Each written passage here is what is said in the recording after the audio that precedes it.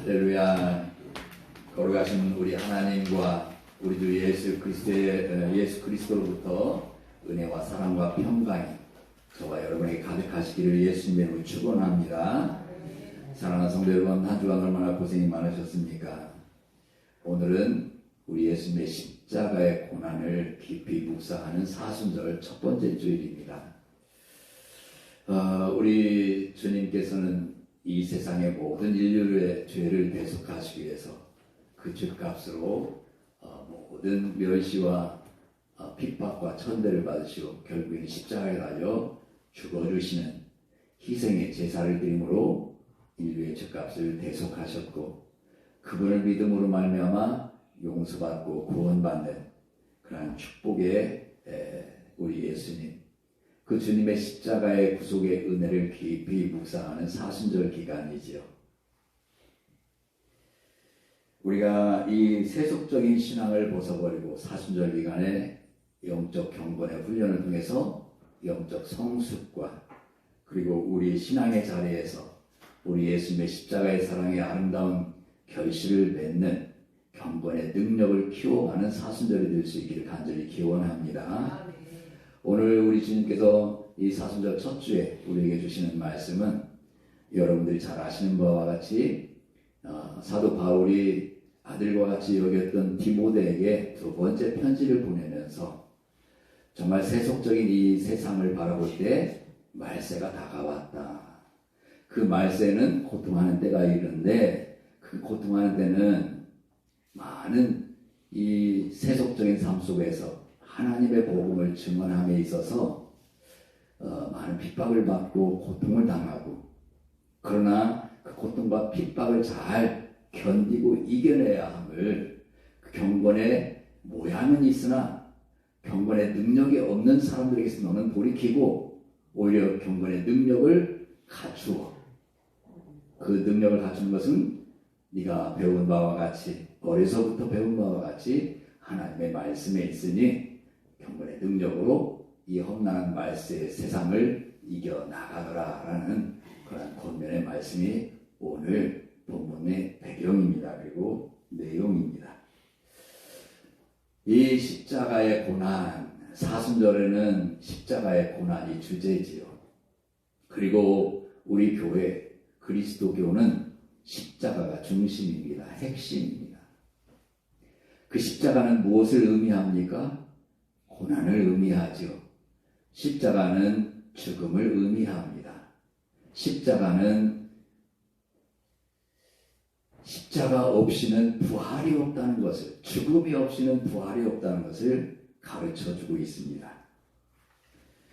그러기에 이 십자가 고난을 깊이 묵상하고 하나님의 은혜를 깨닫고 더욱 경건의 훈련을 통해서 성숙한 신앙생활을 살기 원하는 우리 주님, 성숙한 신앙생활은 바로 경건의 능력에 있다는 것을 우리에게 깨닫게 하실 줄로 믿습니다. 그래서 경건의 능력, 그 경건의 능력이라는 제목으로 하나님의 말씀을 나눌 때 저와 여러분에게 하나님께서 크신 은혜를 내려주실 줄로 믿습니다. 첫째는 말세가 있습니다. 말세. 너는 이것을 알라. 말세 고통하는 때가 이르러. 아멘. 여기 디모데는 어디 지역의 목회자일까요, 여러분? 사도 바울이 전도를 하면서 그 지역에 이 디모데를 내려놓고 너는 이곳에서 우리가 전도한 이 사람들을 잘 영적으로 먹이고 관리하라라고 목회자로 세웠어요. 바로 에베소 교회입니다. 에베소 교회의 목회자로 디모데가 있어요. 근데 에베소는 여러분 잘 아는 바와 같이 많은 우상을 섬기고 있습니다. 에베소에는 많은 이단들이 있어요. 어느 지역 할 것 없이 다 이 유럽 지역, 아시아 지역, 소아시아 지역 마찬가지지요. 그런데 그 에베소에 있는 여러 가지 문제들이 있지요. 그 에베소는 더군다나 또 무역으로 아주 유명한 이 항구 지역이 바닷가를 나가면 있습니다. 그러기에 거기에서도 많은 문물이 들어오고 또 우상이 들어오고 그럼으로 인해서 경제적으로 활성화되니까 타락해가는 그러한 상황을 맞닥뜨리고 있지요. 이때 사도 바울은 이제 거의 하나님을 부를 시간이 다 되어서 디모데에게 편지를 두 번째로 보내는데 마지막으로 디모데가 이 악한 세대를 어떻게 견뎌내고 그 백성들을 어떻게 인도하여야 하느냐라는 말씀으로 편지를 하죠. 그래서 바로 이 말세가 있다. 이 말세는 여러분 무엇을 말세라고 합니까? 종말의 시대. 하나님 우리 예수님께서 재림하셔서 온 인류를 심판하신 것을 우리는 말세다라고 하지요. 그런데 그 말세도 있지만 여기 사도 바울이 디모데에게 편지하는 이 말씀 속에서 말세의 때가 이르러 고통의 때가 이른다라고 말씀하고 있어요. 그 말씀은 어떤 때냐? 바로 예수 그리스도의 초림부터 시작을 해서 예수 그리스도를 따르는 제자들이 예수님이 십자가에 달려 죽으시고 부활하시며 승천하신 이후에 예수님의 십자가의 죽으심과 부활하심을 증언하는 그 일로 제자들이 복음을 전합니다. 바로 예수님의 초림부터 시작해서 그때는 물론이요 지금까지 예수님께서 다시 이 땅에 오실 때까지를 우리는 말세로 보고 있어요. 말세. 그래서 성경에서 말세가 때를 이르렀다. 말세다라고 하지요. 우리도 살아가면서 말세다 하지요. 그 말세는 바로 오늘이며 바로 여기 디모데가 에베소 교회를 목회하고 있을 때가 말세예요.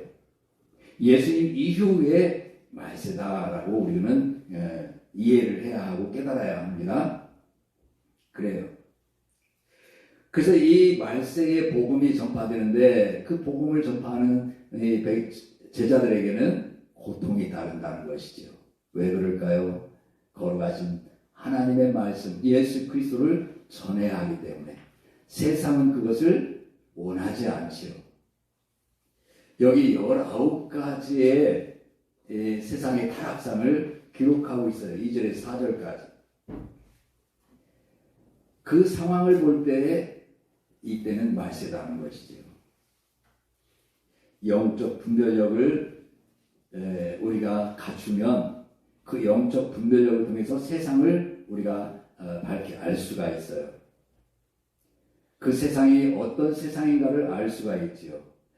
영적 전쟁 속에서 악한 사단의 계략을 우리는 간파하고 악한 사단이 계속해서 더 큰 힘과 능력으로 나타날 때 바로 말세다라는 것을 우리가 알 수가 있습니다. 말세가 다가올수록 고통과 고난이 따르지요. 오늘 우리가 살아가는 이 시대는 말세가 아닌가 생각을 합니다. 오늘 본문을 보면 사람들이 자기를 사랑한다고 하지요. 이웃을 사랑하기보다는 자기를 더 사랑합니다. 실례로 우리가 아파트를 생활을 해요. 주 환경에서 엘리베이터가 통로마다 있는 곳은 바로 앞집과 단 두 집이 통로가 있어요.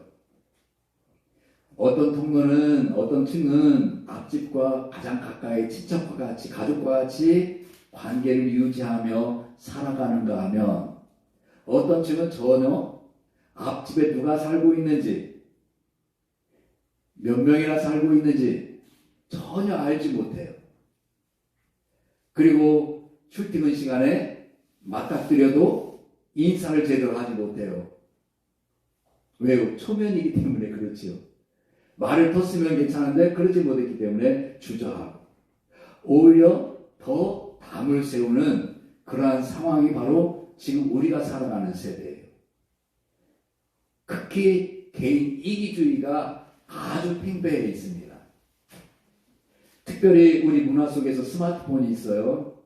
우리 젊은 청년들 스마트폰만 보고 걸어가요.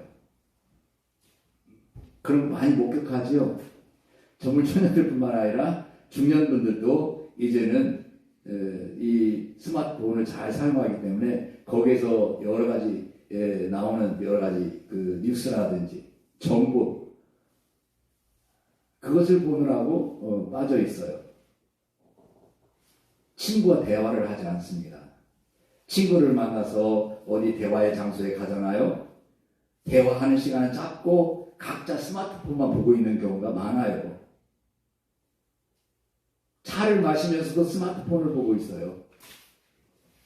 그만큼 자기 중심에 자기 상대방이 어떤 것을 원하고 있고 무엇을 말을 하고 있는지도 우리가 알 수 없을 만큼 지금 시대가 그렇게 뒤어가고 있어요. 이러니 사도 바울이 디모데에게 편지할 때 에베소 지역의 사람들이나 오히려 오늘 우리가 살아가는 이 시대가 더 악하지 않나, 말세가 가까워 왔지 않는가. 뿐만 아니라 여러 가지 기근과 또 천재지변이 일어나죠. 여러분 잘 아시다시피 정말 터키에 일어나는 이 지진 정말로 수많은 사람들이 죽었어요. 그래서 더 우리가 경악한 것은 무엇인지 아십니까? 수많은 인명피해를 얻을 수밖에 없었던, 당할 수밖에 없었던 조건 한 가지가 있어요. 그것이 뭐냐? 지진이 문제가 아니라 그 지진을 대피할 수 있는 건물을 짓지 못했다는 거예요. 그 나라도 건물을 지을 때 규정이 있는데 그 규정을 어겨버렸어요. 왜요? 건축자들이 이익을 챙기기 위해서. 그래서 부실공사가 이만저만이 아니라는 거죠. 그렇기 때문에 그 큰 건물이 정말 콩가루처럼 넘어지는 경우가 허다하다는 겁니다. 왜 그만한 인명피해를 얻을 수밖에 없는가? 지진은 거기는 판이 움직이기 때문에 이 지진은 우리가 예측할 수가 있어요. 그런데 이 지진을 대피할 수 있는, 그러기 때문에 인재라는 거예요. 인재. 천재가 아니라 인재라는 거예요. 사람이 충분히 대비하고 대책을 세워 나갈 수 있음에도 불구하고 최소한의 피해를 가져올 수 있는 여건이었음에도 불구하고 그것을 우리가 간과하지 않는다. 인간의 욕심이라는 거예요.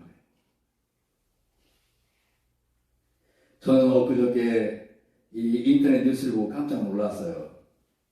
무엇을 놀랐냐면 바이든 대통령이 삼성에 그 반도체 투자를 하는데 50조라고 하던가요? 50조.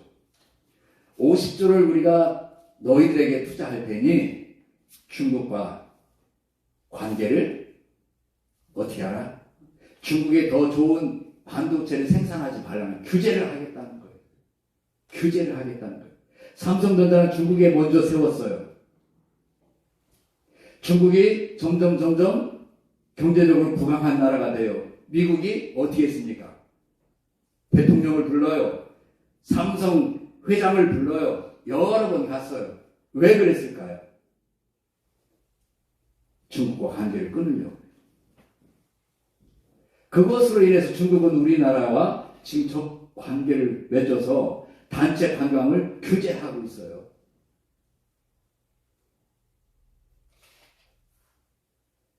이 강대국을 통해서 우리 대한민국이, 그래서 그것을 뭐라고 합니까? 저 그 말을 무슨 당근? 독이 든 당근. 우리 대한민국의 정부가 독이 든 당근을 덥석 물었다는 거예요. 어쩔 수 없어요. 바이든의 그 큰 나라의 권력으로, 힘으로. 왜? 정책을 펴나가려면, 자기가 대통령이 되고 자기가 평안하게 정책을 펴나가려면 잡아야 돼요. 그래서 오라는 대로 갔어요. 하자는 대로 한 거죠. 그런데 50조를 주는 대신에, 투자를 하는 대신에 그것도 자기 나라에다 세워요. 왜요? 기술을 빼려고요. 거기다 세우고 이제 그만 나가라면 그냥 돕고 나와야 돼요.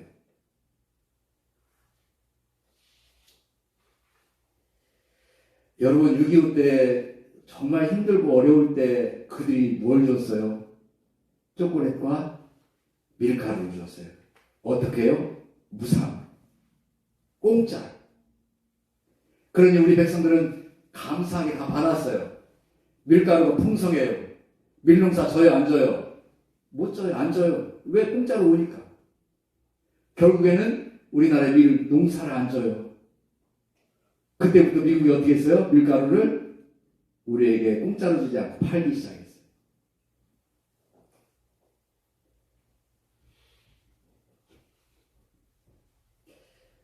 전기차 사고가 나면 굉장히 큰 위험이 있어요. 특히 시건장치가 잠겨서 풀리지 않는다는 겁니다. 리튬 배터리이기 때문에 열이 많이 발생한대요. 충격을 가하면 불이 나게 되어 있어요. 그런데 외국의 테슬라는 충격을 가하면 문이 딱 잠겨버려요. 전혀 열리지 않는데. 그래서 거기에서 사망사고가 더 많이 나타난다고 그래요. 그 이유가 있어요. 저 깜짝 놀랐어요. 우리나라는 어떤 사고가 일어나면은 그 주변 사람들이 그 사고에서 그 피해자를 구출하려고 노력하잖아요. 쫓아가잖아요. 119에 전화하고. 그런데 미국 사회는 그렇지 않대요. 사고가 나면 어떻게 할까요? 주변에 있는 사람들이 갑자기 강도로 변한다는 거예요. 그래서 사고 난 사람을 구출하는 것이 아니라 그 사람을 치고 그 안에 있는 금품을 뺏어간다는 거예요. 그렇기 때문에 외부로부터 그 사람을 보호하기 위해서 시건장치가 풀리지 않고 간다는 거예요. 저는 그 소식 듣고 깜짝 놀랐어요. 아, 그럴 수 있겠구나.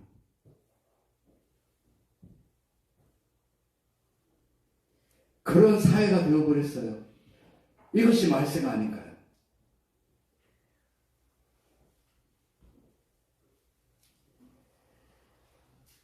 사랑하는 저와 여러분, 오늘 이 말세 우리 사순절을 맞이하고 있어요. 저와 여러분의 경건의 능력을 갖추어야 될 줄로 믿습니다. 두 번째입니다. 경건의 모양만 있다고 말씀하고 있어요. 경건의 모양은 있으나 경건의 능력은 부인하니 이 같은 자들에게서 내가 돌아서라. 아멘.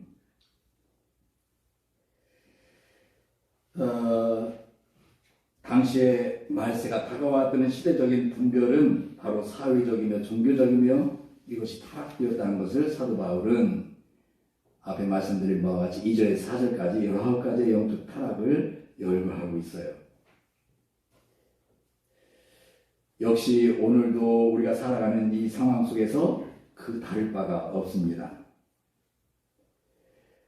그런데 여기에서 사도 바울의 경건의 능력은 없다. 모양은 있으나 능력은 없다라고 디모데에게 편지한 그 내용은 왜 그럴까? 그 사회 속에서 지금 디모데를 통해서 예수 그리스도를 구주로 믿은 그리스도인들이 경건한 삶을 살기를 원하고 있어요. 그러나 그 속에 누가 들어올까요? 거짓 선교사들이 그 안에 들어와서 틈을 타고 있어요. 사도 바울이 가는 곳마다 사도 바울은 어디에서 복음을 전합니까? 회당에서요. 유대인들이 항상 그 말씀을 배우고 거기에서 뭐라고 할까? 예식, 종교적인 의식을 행하는 곳이 바로 회당이에요.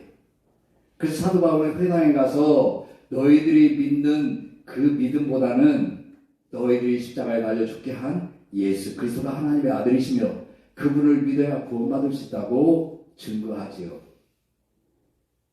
그 사람들이 그것을 받아들일까요? 물론 많이 유대인들이 회개하기도 하고 또 귀부인들이 회개하고 예수님을 믿는 그런 상황들이 많이 일어났어요.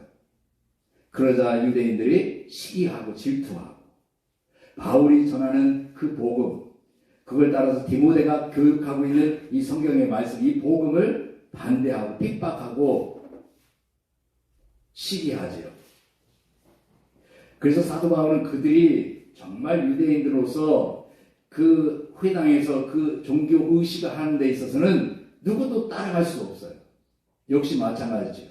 모세 이후로 그 사람들이 율법을 정하고 율법 속에서 그들이 얼마나 제사에 대한 모든 일들을 정확하고 또 거룩하게 제사를 드리고 또 예물을 드리고 그런 훈련을 얼마나 많이 쌓아오겠습니까? 그러나 그들에게는 그게 사도 바울이 볼 때는 모양만 갖췄다는 거예요.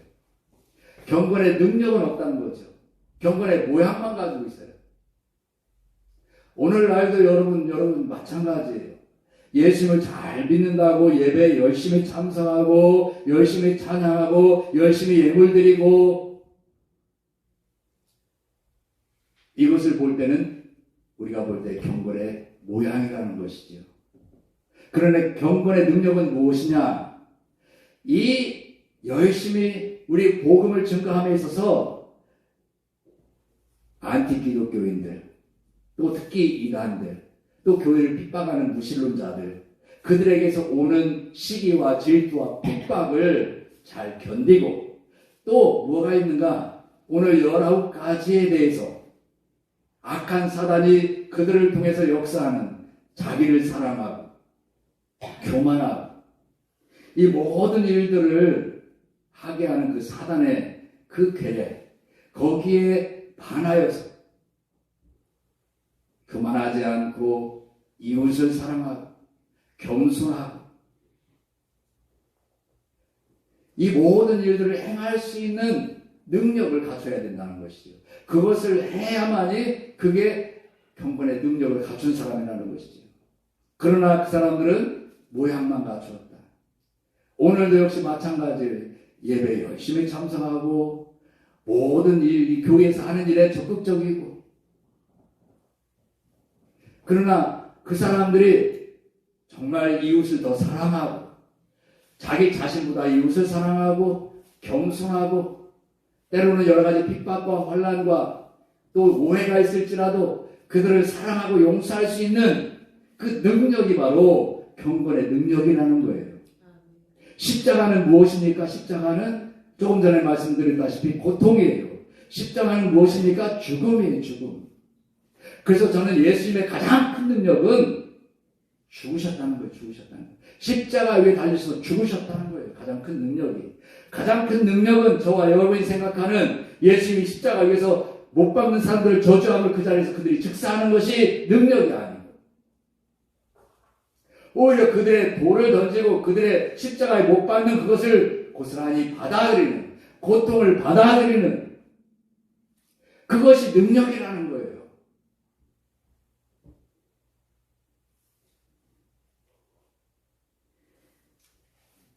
자기보다 남을 사랑하는 것이 여러분 쉽습니까? 그렇지 않아요. 돈을 사랑하지 않냐고 하나님을 사랑하는 것, 이 사회적인 구조 속에서 쉽지 않아요. 어려워요. 우리가 교만하지 않고 겸손하는 것, 비방하지 않는 것, 또 감사할 수 있는 것, 이 감사도 역시 마찬가지로 어떠한 일이 있어도 감사해야 되는데 감사가 쉽습니까? 그렇지 않아요. 때로는 원망. 그런데 이 모든 것을 할 수 있는 것은 무엇이냐? 바로 십자가예요. 십자가. 이 디모데에게 능력을 갖추라고 하면서 이 능력은 성경 말씀에 있다고 말씀하지요. 성경은 무엇을 가르치고 있습니까? 예수 그리스도요. 성경은 무엇을 가르치고 있습니까? 그리스도의 고난을 가르쳐요. 성경은 무엇을 가르치고 있어요? 십자가를 가르치고 있어요. 십자가를 빼면 아무것도 아니에요. 고난을 빼면 아무것도 아니에요. 희생을 빼면 아무것도 아니에요. 우리가 예수님을 믿으면서 이것을 망각하고 이것을 빼버리면 아무것도 아니에요. 그러나 이것을 갖추기 위해서는 뭐가 필요해요? 죽기까지 고난이 필요해요. 고통이 따라요. 그러기에 사도 바울은 전도 여행을 가면서 1차 전도 여행 때부터 사도 바울이 언급하고 디모데에게 안디옥, 이고니온, 루스트라. 거기에서 네가 보았지 않느냐 내가 당하는 것을. 그 고통을 보았지 않느냐. 복음을 전함으로 인해서 구원받는 사람이 많으면 많을수록 더 시기와 질투와 또 핍박과 박해가 그를 따랐어요. 결국에는 루스드라에서 이고니온부터 안디옥에서부터 이고니온 따라온 사람들이 사도 바울을 돌로 쳐서 죽은 줄 알고 밖에 내버렸어요. 성 밖에. 그만큼 돌로 때려버렸어요. 그러나 하나님은 바울을 살려주신 줄로 믿습니다. 그 고통은 왜 있을까요? 죽기까지 돌로 맞아 죽을 때까지 바울은 그것을 받아들였어요. 예수님처럼. 할렐루야. 그게 능력이에요. 그게 능력. 경건의 능력이에요. 왜 우리가 사순절에 경건의 훈련을 쌓습니까? 바로 나를 죽이기 위한 훈련이. 나를 죽이기 위한 훈련. 할렐루야. 다른 사람들과 내가 죽어야 삽니다. 내가 죽어야 살아요. 내가 죽어야 경건의 능력이 생겨요. 할렐루야. 이것이 하나님의 진리예요. 진리. 예수님이 우리에게 가르쳐준 진리예요. 내가 칼로요, 내가 지혜로요, 내가 경제로요. 물론 그게 힘이 되어서 다른 사람을 다 공경에 빠뜨릴 수 있어요. 마치 미국의 바이든처럼 가진 권력으로, 가진 재력으로. 미국 사회가 얼마나 많은 연약한 나라들이 뿐만 아니라 많은 권력자들이 그렇잖아요. 권력자들. 제가 누구라고 얘기하지 않아도 여러분 잘 알잖아요. 그게 힘이 아니에요. 그게 능력이 아니에요. 모양만 갖추고 있어요. 모양만. 이것이 교회 안에도 있어요. 그렇기에 경건의 모양만 있다라는 거죠. 경건의 모양만. 사순절 첫 번째 주일에 우리 주님께서 저와 여러분에게 경건의 능력을 갖춘데 그것은 성경 말씀이요. 그것은 십자가요. 고난이라는 것. 죽음이라는 것. 어떠한 일이 있어도 원망하지 않고 또 비방하지 않고 낙심하지 아니하고 오직 우리 주님의 십자가를 바라보고 참고 인내함으로 저와 여러분의 경건의 능력을 갖추어서 이 말세에 우리가 살아가는 일에 있어서 우리 예수님이 우리를 부르시는 그 순간 또 예수님이 재림하셔서 이 온 인류가 심판받는 그 순간까지 늘 승리하는 저와 여러분이 되시길 예수님의 이름으로 축원합니다. 거룩하신 하나님,